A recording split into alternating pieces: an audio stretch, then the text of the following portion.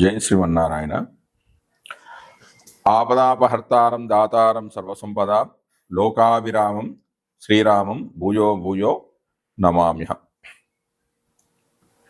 మనోజవం మార్తుల వేగం జితేంద్రియం బుద్ధిమతావరిష్టం వాతాత్వజం వానరయూధముఖ్యం శ్రీరామదూతం శిరసా నమామి. బుద్ధిర్బలం శోధైర్యం నిర్భయత్వ అమరోగత అజాఢ్యం వాక్పటత్వం చ హనుమతు స్మరణాత్ భవేత్. మనం ఇప్పుడు ఈ వీడియోలో జూన్ 7వ తారీఖు నుంచి 22వ తారీఖు వరకు బుధుడు గురువు కలిసి ఒకే రాశిలో స్థితి చెంది ఉన్నారు. అంటే ఏ రాశి అది? మిథున రాశిలో స్థితి చెంది ఉన్నాడు. అలా స్థితి చెంది ఉన్నప్పుడు ద్వాదశ రాశుల వారికి ఫలితాలు ఏ విధంగా ఉంటాయి అన్నది తెలుసుకునే ప్రయత్నం చేద్దాం. సహజంగా బుధుడు శుభగ్రహాలతో కలిస్తే శుభుడు, పాపగ్రహాలతో కలిస్తే పాపి. ఇక బుధుడు గురువుతో కలవడం వల్ల శుభుడే. కానీ ద్వాదశ లగ్నాల్లో కొన్ని లగ్నాలకు శుభుడు, కొన్ని లగ్నాలకు పాపి, కొన్ని లగ్నాలకు సముడు. అంతేకాకుండా బుధుడు తన స్వక్షేత్రంలో స్థితి చెంది ఉన్నాడు. గురువుకి ఇది శత్రుక్షేత్రం కాబట్టి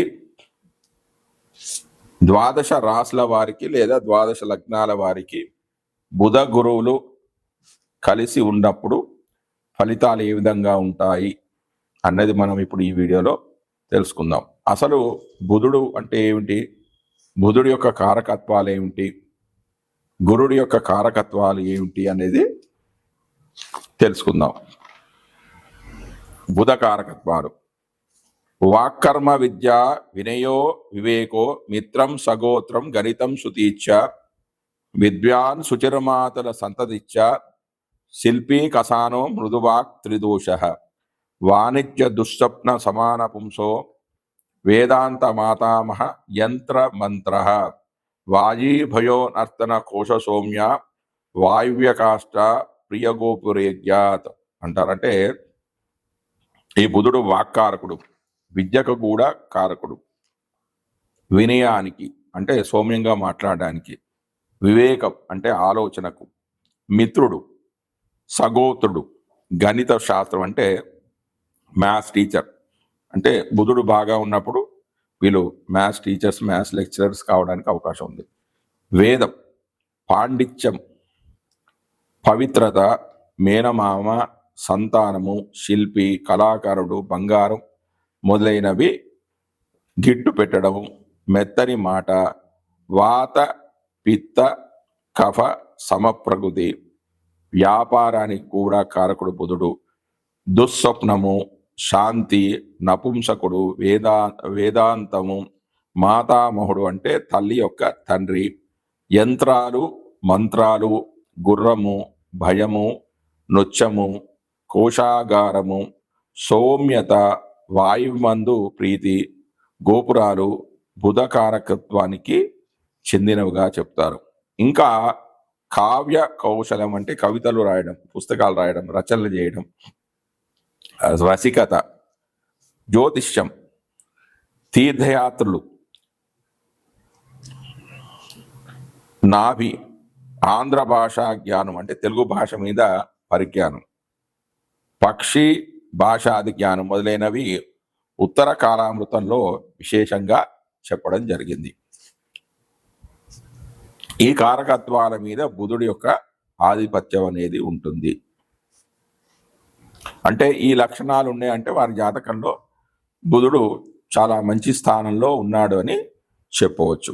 ఇక గురువు యొక్క కారకత్వాలు: సంతాన సౌఖ్యం వటనే పటుత్వం శరీర పుష్ఠీర్ద వినంతనూజ జ్ఞానం మతిస్తంత్ర విచార భూప వినోద వేదార్థ విదోంగ వీర్యం తురంగ సౌఖ్యం స్వగురు స్వకర్మ సింహాసనం గోరద వృద్ధ విప్ర శమీకరాభూషణ సత్యమేదో మీమాంస తీర్థాని యశ సురేఖ్యాత్ అన్నారు. అంటే వీటి యొక్క అర్థం ఏంటంటే సంతాన సౌఖ్యం అంటే సంతానానికి కారకుడు గురుడు, వక్తృత్వం అంటే రచన చేయడం, శరీర పుష్టి అంటే శరీరం బలంగా ఉండడం, ధనానికి కారకుడు కూడా గురుడే, పుత్రులు జాతకంలో గురువు బలంగా ఉంటే వారికి పురుష సంతానం అనేది కలుగుతుంది. అంటే పురుష సంతానానికి రవి కుజ గురువులు కారకులు, స్త్రీ సంతానానికి అయితే చంద్రుడు శుక్రుడు కారకులు, వీళ్ళు కారకులు అన్నమాట. జ్ఞానం, బుద్ధి, తంత్ర విచారణ, రాజ సమానత్వం అంటే ప్రభుత్వ ఉద్యోగము, వీటికి వినోద ప్రీతి, వినోదం అంటే ప్రీతి, వేదార్థ జ్ఞానం, శరీర బలము, గుర్రాలు, గురువు, తండ్రి నుంచి వచ్చే వృత్తి విద్య, సింహాసనం అంటే మంచి అధికారం, గోవులు, రథాలు, వృద్ధత్వం, బ్రాహ్మణుడు, బంగారు ఆభరణాలు, సత్వగుణం, మీమాంస జ్ఞానం అంటే ఒక విషయం గురించి చర్చించడం, తర్కము, జ్యోతిష్యము. అయితే బుధకారకత్వంలోని జ్యోతిష్యము ధనార్జనకు, గురుకారకత్వంలోని జ్యోతిష్యం అనేది లోకోపకారానికి, శుక్రకారకత్వంలోని జ్యోతిష్యము అనేది పలుకుబడి పెంచుకోవడానికి, యురేనియస్ కారకత్వంలోని జ్యోతిష్యము నూతన ఆవిష్కరణలకు ఉపకరిస్తూ ఉంటుంది. ఉదర రోగాలు, పెద్దన్న, తపస్సు, రాజగౌరవం, శివోపాసన, వాత కఫ ప్రకృతి మొదలైనవి ఉత్తర కాలామృతంలో చెప్పబడ్డాయి. ఇవి బుధకారకత్వాలు, గురుకారకత్వాలు. ఇప్పుడు వీళ్ళిద్దరూ కలిసి ద్వాదశ రాశిలో అంటే సహజ రాశిచక్రంలో 3వ స్థానమైన అంటే మిథున రాశిలో ఉన్నప్పుడు ద్వాదశ రాశుల వారికి ఫలితాలు ఏ విధంగా ఉంటాయి అనేది మనం ఇప్పుడు తెలుసుకుందాం. మనం ఇప్పుడు ఈ వీడియోలో జూన్ 7 నుంచి జూన్ 22 వరకు బుధ గురువులు మిథున రాశిలో స్థితి చెంది ఉన్నారంటే ఇద్దరు కలిసి ఉన్నారు. అలా కలిసి ఉన్నప్పుడు కన్యా లగ్నం లేదా కన్యా రాశి వారికి ఈ గ్రహాల వల్ల వారు పొందే ఫలితాలు ఏమిటి అనేది మనం ఇప్పుడు తెలుసుకుందాం. కన్యా లగ్నం లేదా కన్యా రాశి వారికి బుధుడు లగ్న దశమాధిపతి, శుభుడు యోగకారకుడు, చతుర్థ సప్తమాధిపతి అయిన గురుడు పాపి. బుధుడు మాత్రం శుభ ఫలితాలను కలిగజేస్తాడు. అవేమిటంటే వ్యాపార మూలకంగా అభివృద్ధి అనేది కనిపిస్తుంది, కానీ ఆశించినంత శుభ ఫలితాలు కనిపించవు. ప్రభుత్వంతో చేసే కార్యక్రమాలలో జాప్యం అనేది ఏర్పడుతూ ఉంటుంది. మిత్రుల సహకారం అనేది లభిస్తుంది. విద్యా వ్యాపారం చేసే వారికి అనగా స్కూల్స్, కాలేజెస్, ట్యూషన్స్ నడిపే వారికి అనుకూలంగా ఉంటుంది, కానీ దానిలో పనిచేసే టీచర్స్, అధ్యాపకులకు కొంత నిరుత్సాహంగా ఉంటుంది. టీవీ మీడియా రంగం యజమానులకు లాభసాటిగా ఉంటుంది, కానీ అందులో పనిచేసే ఉద్యోగులకు మాత్రం ఆదాయం అనేది తక్కువగా ఉండే అవకాశం అనేది ఉంది. జై శ్రీమన్నారాయణ. జాతకంలో అంటే లగ్నాది కానీ గోచార వచాత్ కానీ బుధుడు దుస్థానంలో కానీ నీచస్థానంలో కానీ ఉన్నప్పుడు బుధగ్రహ జనిత దోష నివారణ కోసం ఈ కింద చెప్పిన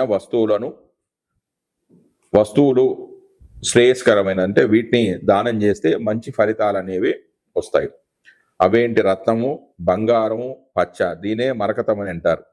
పచ్చని వస్త్రము, కంచుతో తయారు చేయబడిన పాత్ర, ఏనుగు దంతము, పగడము, పెసరు, సర్వపుష్పాలు అంటే అన్ని రకాల పువ్వులు, కర్పూరం, వివిధ ఫలాలు, తులసి చెట్లు, షడ్షోపేతమైన భోజనము, ముతక పంచదార, ఈ వస్తువులను బుధవారం ఉదయము బ్రాహ్మణులకు దానం చేయాలి. శక్తానుసారంగా కొన్ని వారాలు ఇందులో కొన్ని వస్తువులైనను దానం అనేది చేయవచ్చు.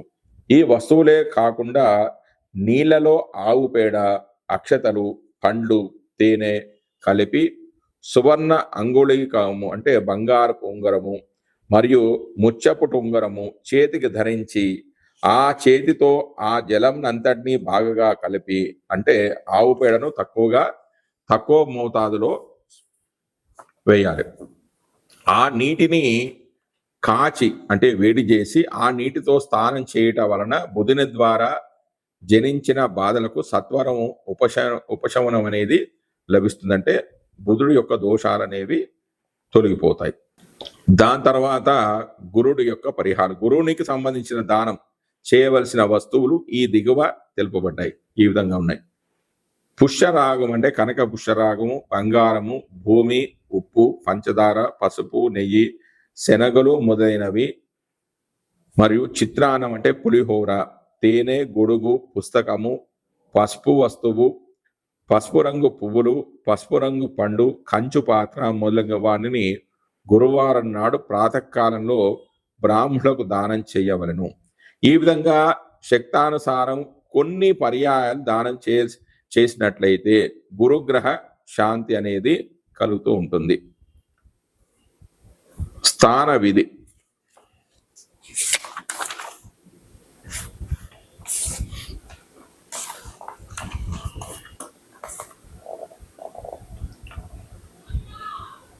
మాలతీ పుష్పాలు, తెల్ల ఆవాలు, పసుపు, తేనె మొదలగు వస్తువులను నీటిలో వేసి ఆ నీటిని కాచి స్నానం చేయాలి.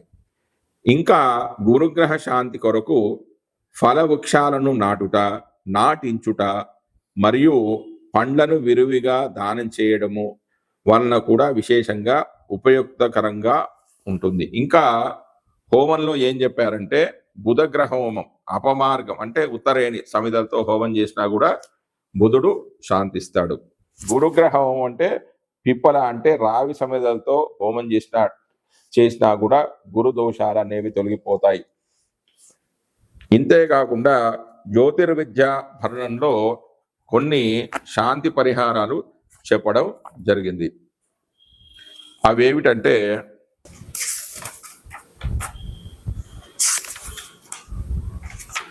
బుధ శాంతి స్థానం. హేమ అంటే నాగకేశరము, మూలం అంటే పుష్కర మూలము, పేలాలు, వీటిని వరి పేలాలు అంటారు.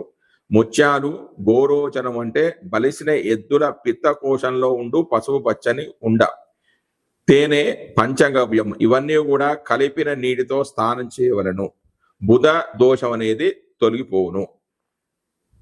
తర్వాత గురు శాంతి స్థానము.